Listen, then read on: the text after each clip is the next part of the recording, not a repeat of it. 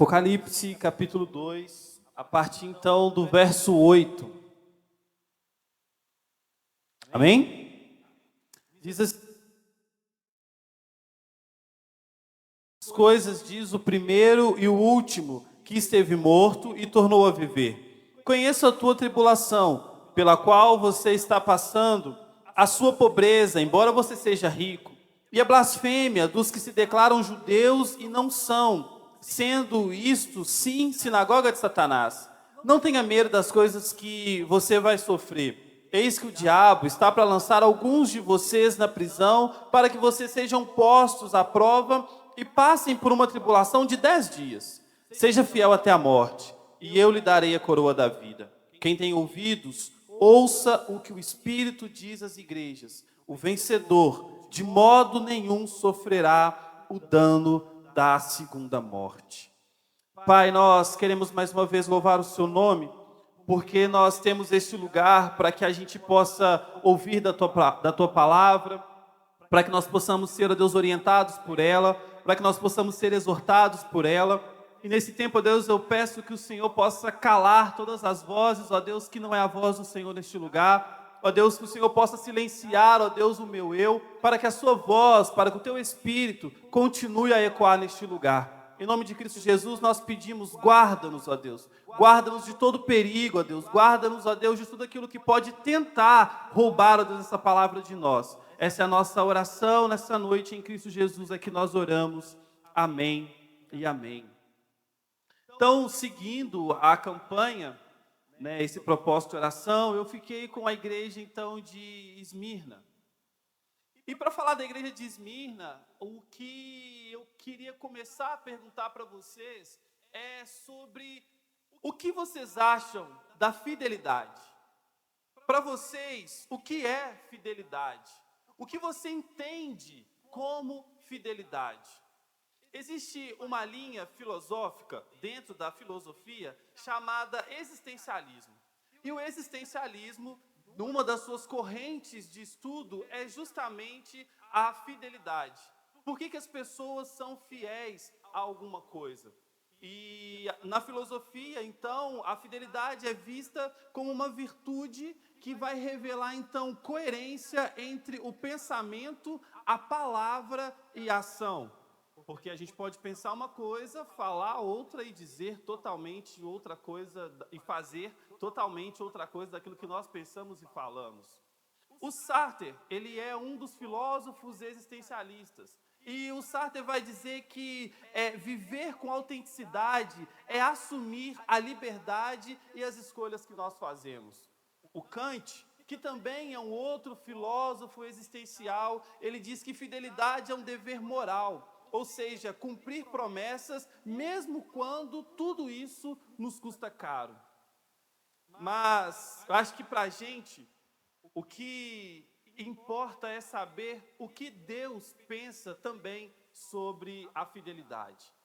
Porque a filosofia, ela é aquilo que vai moldar, então, a ética humana. A filosofia, é através da filosofia que vão se criar algumas leis, são pensadores que vão fazer algo que... Existe alguém que diz que os filósofos são ótimos em apontar os defeitos, mas são péssimos em dar solução para alguma coisa. Você termina de ler os livros gigantescos deles, os pensamentos gigantescos, mas e aí? Tudo que eles falaram está certo, mas como que a gente vai resolver, então, essa questão? Mas, então, se os filósofos, que são filósofos, vão apontar para essa tal ética da virtude, essa tal ética da fidelidade, o que será, então, que Deus pensa sobre isso? Porque se a fidelidade é tão valorizada por esses homens, nessa ética humana, o que Deus, então, vai pensar sobre isso? Nós, e meus irmãos e minhas irmãs, vivemos em um tempo onde tudo é negociável. Os nossos princípios, os nossos valores, os nossos relacionamentos. Em muitas áreas das nossas vidas, quantas vezes eu e você não fazemos algumas concessões? Quantas das vezes nós deixamos de ser infiéis em algumas coisas? Mas para Deus, fidelidade é algo inegociável. Por que para Deus fidelidade é algo inegociável? Porque Deus, ele é absolutamente fiel. Deus é aquele que não muda.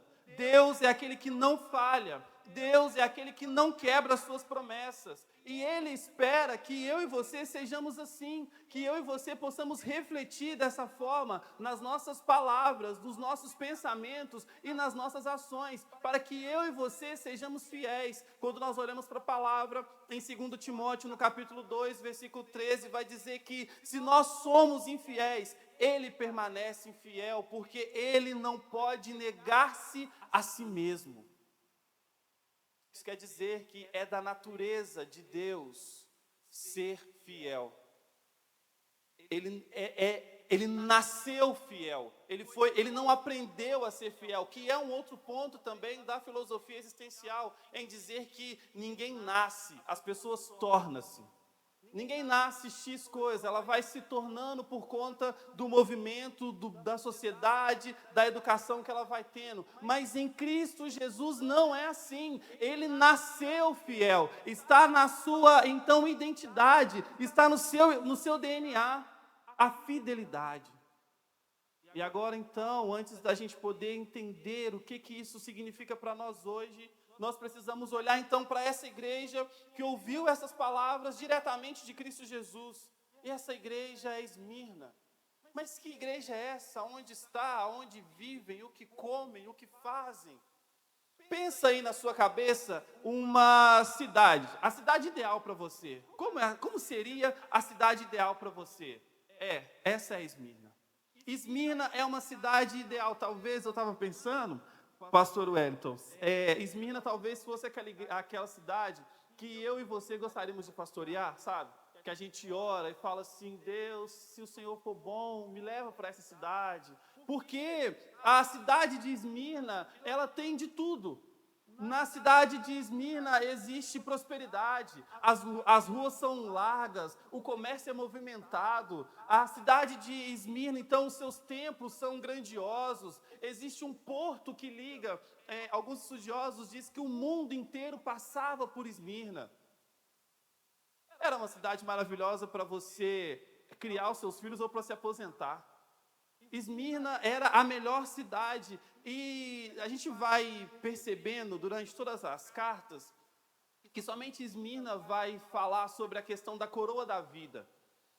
Nas cartas vai dizer sobre pedra, vai falar sobre o galardão, mas a linguagem aqui vai dizer que Esmirna é a igreja, é a cidade ou também a igreja da coroa. Ela não é uma pedra, ela não é um adereço, ela é a coroa do Império Romano. De tão importante que era aquela cidade. Ela era, então, uma grande joia valiosíssima para o Império Romano.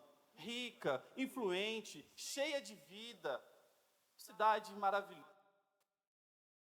A nossa cidade maravilhosa, né, que é o Rio de Janeiro, mas em Esmirna era uma cidade maravilhosa, de fato maravilhosa.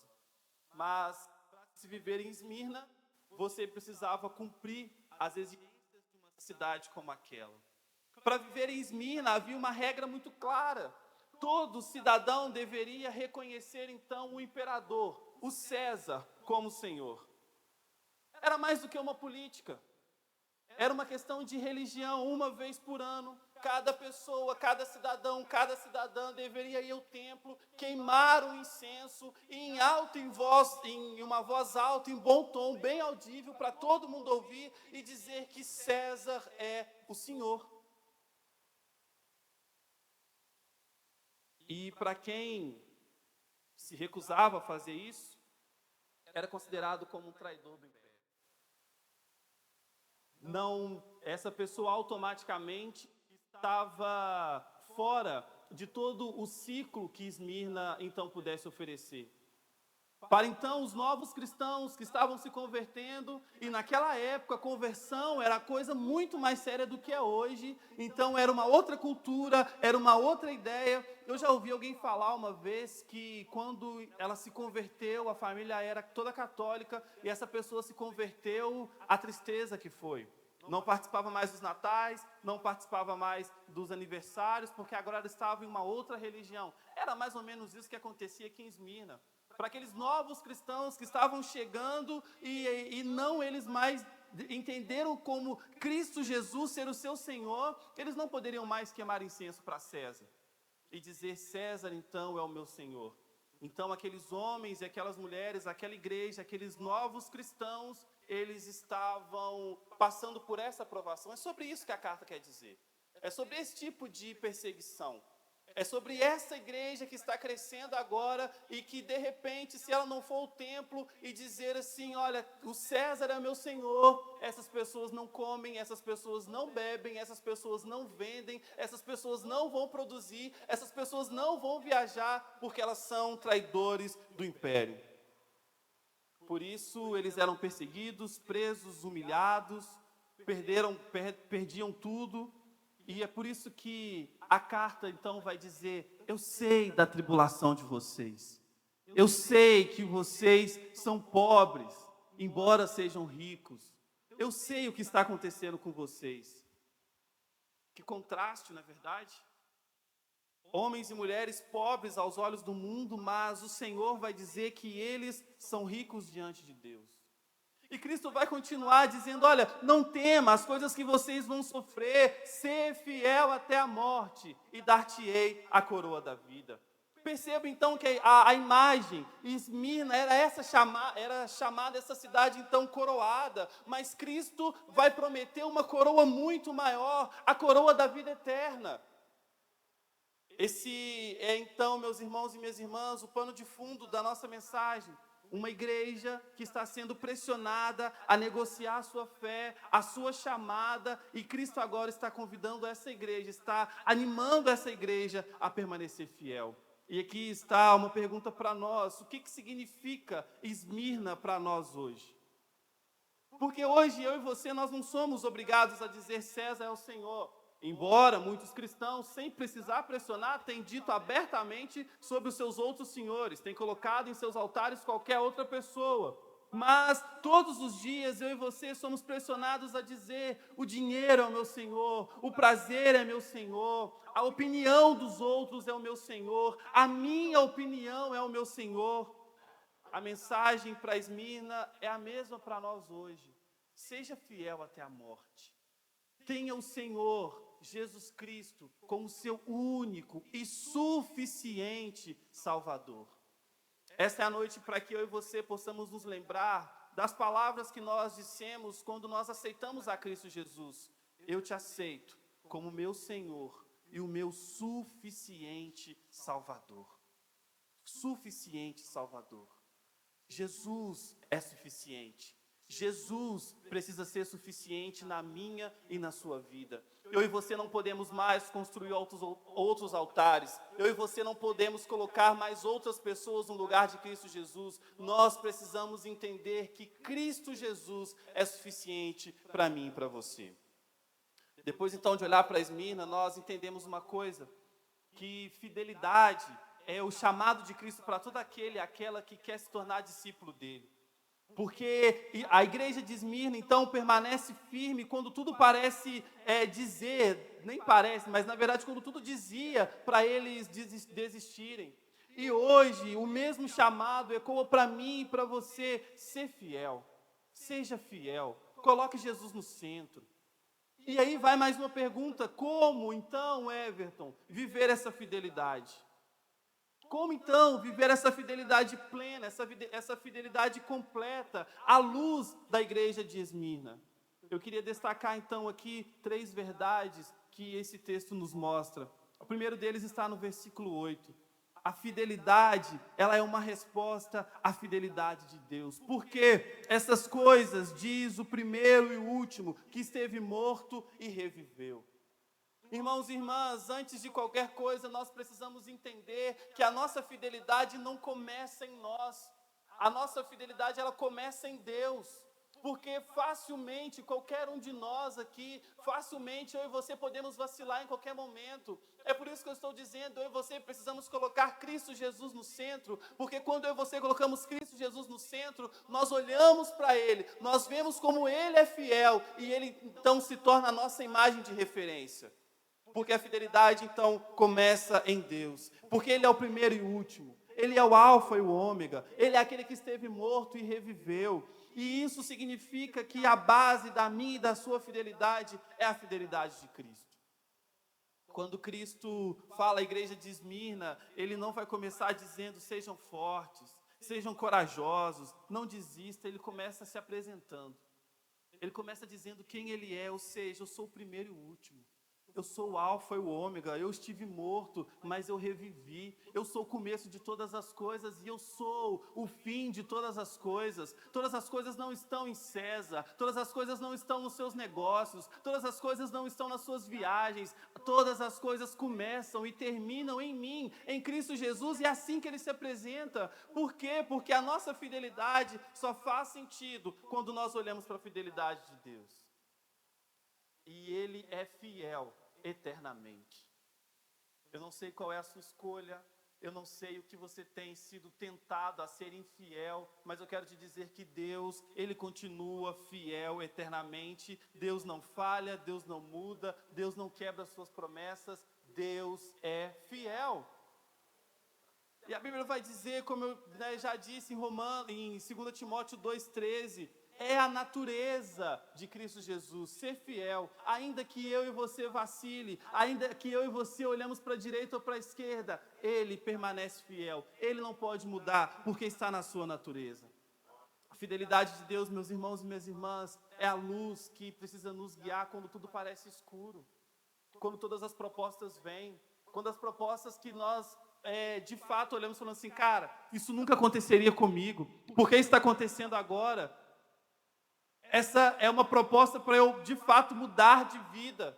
Essa é uma proposta, de fato, para que eu negue a Cristo Jesus. Mas é nesse momento de escuridão, eu e você precisamos olhar para a fidelidade de Deus. Deus, Ele é e foi fiel à sua promessa do Gênesis até o Apocalipse. Ele é aquele que prometeu um Salvador e cumpriu. É aquele que prometeu estar conosco sempre, todos os dias, e tem cumprido. Ele é o Deus de toda a eternidade, é aquele que se garantiu, então, a sua vida na cruz, a minha e a sua vida na cruz. Por isso, quando Cristo diz ser fiel até a morte, Ele não está pedindo algo impossível.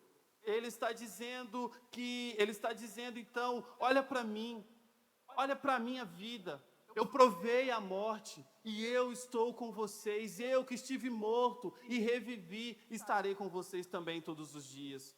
A nossa fidelidade precisa ser, então, uma resposta de gratidão à fidelidade que nos salvou. Mesmo quando Jesus, no seu momento de aflição, como humano que era ali, orou dizendo, Pai, se possível, passa de mim esse cálice, mas que tudo seja feito à sua vontade. Ele permanece fiel. Mesmo quando aqueles que queriam matar e conseguiram fazer isso, ele permaneceu no mesmo lugar. Passou por todas as coisas para provar que o pecado, que a morte, que o império não tem a última palavra. Assim, meu irmão e minha irmã, precisa ser também na minha e na sua vida. Voltando lá para a filosofia, o Kant vai dizer que age de tal maneira que a máxima da atuação possa ser erigida em lei universal. O que significa isso? Ele vai dizer então, olha, cumpre a sua palavra, mesmo que tudo custe caro. Honre aquilo que você disse no altar, que Cristo é o seu único e suficiente Salvador, mesmo que isso te custe caro. Mesmo que algumas portas se fechem, honre a sua fidelidade a Deus, porque se a gente parar para pensar aqui, Deus tem sido fiel na sua vida? Você tem provado a fidelidade de Deus, ou você só tem cantado sobre a bondade e a fidelidade de Deus? Ou isso tem sido de verdade na sua vida? Eu tenho certeza que Deus tem sido fiel de fato na sua vida. E como tem sido a sua fidelidade para com Deus? Nossa fidelidade, meus irmãos, não pode ser apenas um dever moral. A nossa fidelidade precisa ser uma resposta de amor a Cristo Jesus. Porque nós não seguimos as regras frias, nós seguimos um Deus vivo que foi fiel e foi fiel até a cruz. A nossa fidelidade precisa estar baseada no amor. A nossa fidelidade precisa estar baseada na gratidão em Deus e não no medo, e não na tradição, e não na religião. Então, por isso, meu querido e minha querida, quando tudo parecer incerto, quando as contas não se fecham, quando a pressão aumentar, eu preciso te dizer, para que você se lembre, que Deus, Ele continua fiel. Deus, Ele não falhou com Esmirra e Ele não vai falhar com você. Talvez você esteja passando por uma tribulação, talvez você se sinta pobre em sentido de recursos, em sentido de Cristo, mas eu quero te dizer que Deus, a mesma palavra que Deus diz a Esmirna, Ele diz para você hoje: eu sei a sua tribulação, eu sei a pobreza, mas você é rico. Eu sei a sua pobreza, mas você é rico. Rico em quê? Rico em esperança, rico em promessa, rico em graça. A fidelidade de Deus é a âncora que precisa sustentar a nossa fidelidade. Nós precisamos olhar para a cruz, olhar para Cristo e entender: eu creio, eu sirvo a um Deus que é fiel. Então, quando você se sentir fraco, não olhe para a sua força.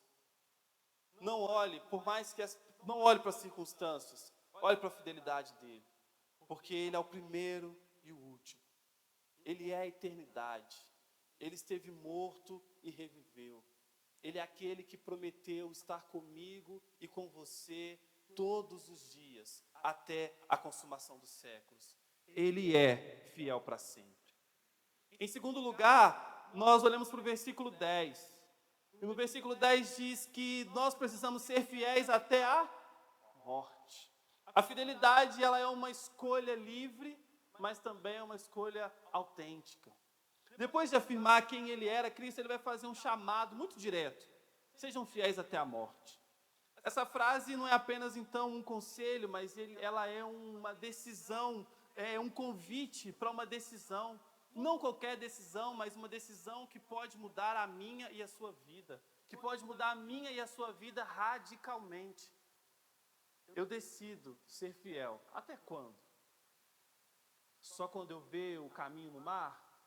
Só quando eu ver os degraus para eu pisar na escada? Não. Eu vou ser fiel até o fim. Eu vou ser fiel até a morte. E aqui vai entrar outra verdade filosófica. Sartre, ele vai dizer que o homem, ele está condenado a ser livre. Traduzindo isso para a nossa doutrina, para a nossa teologia, nós não acreditamos que tudo está determinado, que todas as coisas acontecem porque está tudo predestinado. Não, nós acreditamos na nossa escolha. Nós acreditamos, então, eu e você somos convidados a vir ao altar, eu e você somos convidados a nos arrepender, eu e você somos convidados, e aí a escolha é sua, a escolha é minha.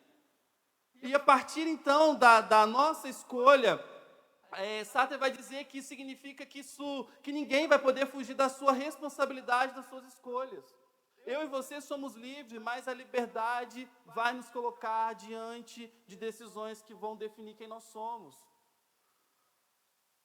Nós podemos, então, nós não nascemos com um destino pronto. Nós vamos construindo este destino, quem nós somos, pelas nossas escolhas, pelas escolhas que nós fazemos. Porque a liberdade, meus irmãos, é algo que é inevitável, mas a liberdade também traz angústia, porque as nossas escolhas trazem consequências. E uma vez eu ouvi uma metáfora que eu nunca mais esqueci. Para aqueles que dirigem, você prefere uma estrada sem placas ou uma estrada com todas as placas dizendo reduz velocidade, tem como é que é o nome daquele negócio? Radar aqui, vai pela direita. É uma questão de escolha. Porque nós precisamos escolher, e essa escolha vai trazer as nossas virtudes. Aquilo que nós somos. Porque a fidelidade, ela é uma escolha livre, ela pode até ser feita no meio das nossas angústias, mas que ela vai revelar a nossa autenticidade, quem de fato nós somos. E a autenticidade não é viver sem regras, mas a autenticidade é viver coerente com a verdade que eu e você abraçamos. Traduzindo tudo isso daqui, é sermos fiéis. É entender que a palavra de Deus, ela precisa servir para nós do Gênesis ao Apocalipse. Porque a Bíblia não é aquela caixinha de promessas. A palavra de Deus não é só aquela caixinha de promessa que a gente pega no dia, promessa do dia, eu serei com você, eu abençoarei com você, não é. Mas existe também, existem coisas que precisamos fazer, uma delas é o quê? Não negociar com o pecado.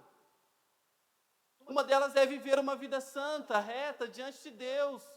Uma delas é o quê? Ser fiel até a morte. Para Esmirna, essa angústia era real. Era uma questão de pobreza, era uma questão de miséria, era uma questão de morte. Mas eles escolheram, então, ser fiéis. E essa escolha ela não vai ser feita por conta do medo, mas ela vai ser baseada, essa escolha vai ser baseada no amor. Porque eles criam naquele que é o alfa e o ômega, naquele que foi o primeiro e o único e o último. Fidelidade, meus irmãos, é a coragem de poder dizer, olha, eu não negocio quem eu sou em Cristo Jesus. Independente da proposta que te façam, independente do que você está passando, fidelidade é dizer, eu não vou negociar. Em Mateus, no capítulo 8, versículo 34, vai dizer, Marcos, vai dizer, quem quiser vir após mim, negue-se a si mesmo. Tome a sua cruz e siga-me. E a gente precisa lembrar que a cruz não é sinônimo de conforto, mas a cruz é entrega. Quando Cristo chama, então, a todos a carregar a sua cruz, é entregar a sua vida, é ser fiel até a morte. Pegue a sua cruz e siga-me. Paulo vai declarar também que para ele o viver é Cristo e o morrer é ganho. E essas palavras ecoaram então até o final, até Esmirna, até o centro do mundo. Sejam fiéis até a morte. Não é apenas sobre resistir, é sobre permanecer, é sobre ser autêntico diante de Deus, mas mesmo quando tudo ao redor está dizendo para aquela igreja, está dizendo para mim e para você hoje, olha, desista, essa autenticidade, essa fé, ela se prova quando a cruz não é evitada, mas então a cruz é abraçada. E aí nós olhamos para o Cristo e dizemos, eu te seguirei. Mesmo que custe os meus confortos, mesmo que custe a minha vida, mesmo que custe o meu sonho, a minha vontade, eu vou abraçar a cruz e eu seguirei a Jesus e serei fiel até a morte. Talvez você não esteja diante da morte física, mas talvez você esteja diante de escolhas que têm definido aí a sua fidelidade.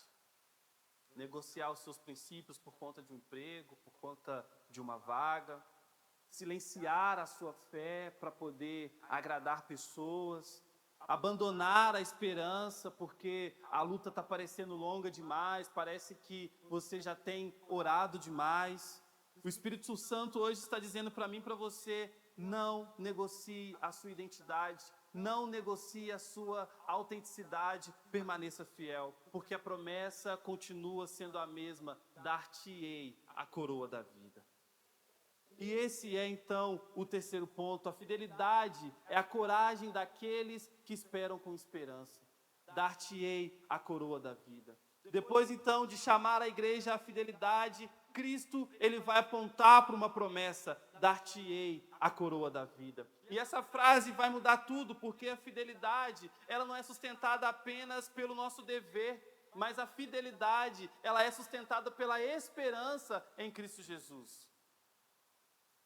É em saber que não termina aqui. Porque se a vida for só isso daqui,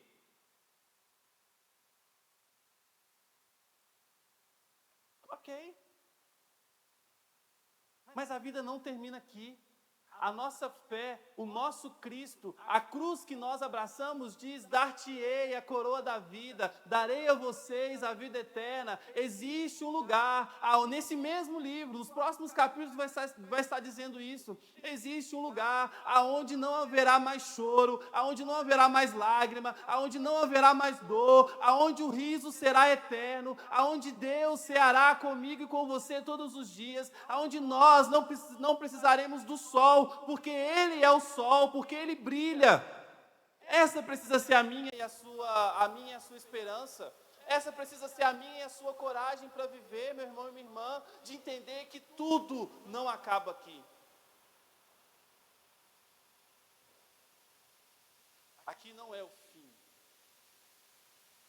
eu e você precisamos então renovar a nossa esperança, porque nós não estamos falando aqui de uma recompensa terrena, mas eu estou falando aqui de uma recompensa eterna.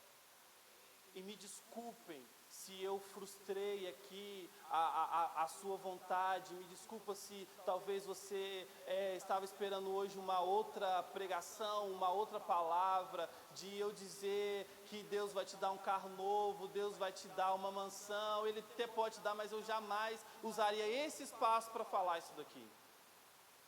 Porque tudo isso é corruptível, porque tudo isso passa. Porque tudo isso te dá um prazer para agora. Mas Cristo me chamou para que eu possa apontar o caminho do céu para você. Para que eu possa apontar a coroa da vida para você. Cristo me chamou para que eu te encoraje a continuar. Para que eu te encoraje a ser fiel. Porque a vida não acaba aqui. Porque todas as respostas que eu e você procuramos, talvez nós não encontraremos aqui, mas nós encontraremos nos céus. E eu preciso te animar para isso, eu preciso te lembrar disso, que existe um céu, que nesse céu existe um Deus, e esse Deus quer reinar, quer estar comigo e com você. Por isso, seja fiel e dar-te-ei a coroa da vida.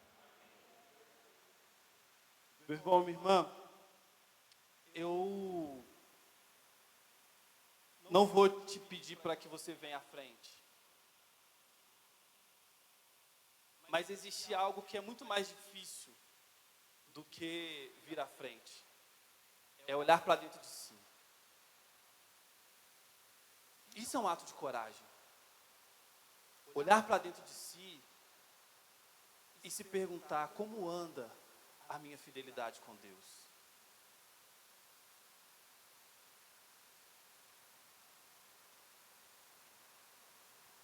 Como anda a minha fidelidade? Eu queria te lembrar, queria que você na verdade lembrasse do dia que você levantou suas mãos e disse: eu te aceito como meu Senhor e como meu suficiente Salvador.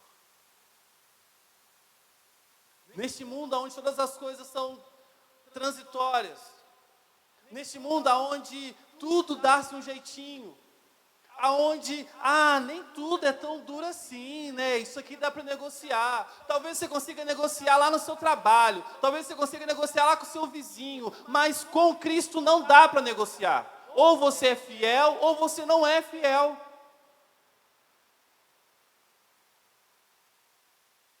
E você prometeu, você fez uma declaração: você será o meu único e suficiente Salvador. A palavra de Cristo para Esmirra é essa: ser fiel até a morte. Isso não ficou lá no passado, ela continua viva hoje. Ontem, homens e mulheres foram lançados em arenas, queimados vivos, decapitados, porque essas pessoas não negaram a Cristo Jesus. Hoje nós estamos aqui, em liberdade. Mas existem também irmãos, eu não sei se vocês têm acompanhado o que tem acontecido na Nigéria, de cristãos, católicos, protestantes, cristãos. Quem diz assim: eu aceito Jesus. Ontem entraram em uma escola e sequestraram meninas. E sabe-se lá onde estão essas meninas agora na Nigéria, porque era uma escola católica. Era uma escola que ensinava sobre Cristo Jesus. Na Coreia do Norte, no Oriente Médio, que pessoas, homens e mulheres de Deus, que estão sendo mortos simplesmente por serem fiéis. Por serem fiéis a Cristo Jesus. Homens e mulheres que não negociaram, homens e mulheres que não estão desistindo, mas eles escolheram então essa coroa eterna em vez do conforto do império. E nós estamos aqui hoje. E isso precisa nos confrontar, porque se essas pessoas permanecem fiéis diante da morte iminente, diante de fato da morte, como nós, então, muitas das vezes, negociamos a nossa fidelidade diante das pequenas coisas, diante das pequenas pressões. Um reformador diz que o sangue dos mártires é o grito que atravessa os séculos. E esse grito diz: permaneçam fiéis. Permaneçam fiéis. Essa promessa sustenta esses homens. Dar-te-ei a coroa da vida. Permaneçam fiéis. Não é uma palavra bonita, mas é uma garantia que é garantida pelo próprio Cristo. Dar-te-ei a coroa da vida. Fidelidade, meus irmãos, ela pode custar tudo aqui, mas a fidelidade garante a eternidade. Fidelidade garante a eternidade. E de novo, pergunte para a sua consciência: como anda a minha fidelidade? Tenho negociado a minha identidade em Cristo? Estou vivendo com esperança ou estou vivendo com medo? Hoje, eu queria que você reafirmasse isso diante de Deus. Eu escolho permanecer fiel. Feche seus olhos.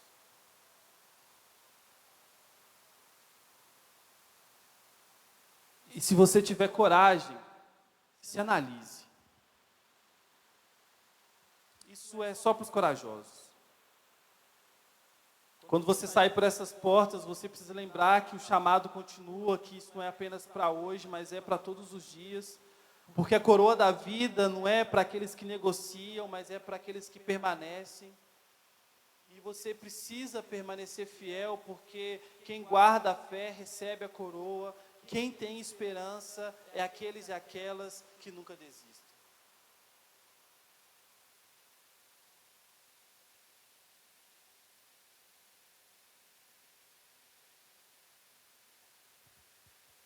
Hoje nós ouvimos a sua voz, Senhor. Voz essa que ecoa desde de Esmirna até nós hoje. Sejam fiéis até a morte. E nós, ó Deus, reconhecemos que não é fácil. As guerras que nós travamos não são apenas guerras externas, mas são também guerras internas. Guerras, ó Deus, contra o medo, guerra contra a pressão, guerra, ó Deus, contra as nossas tentações. A tentação, ó Deus,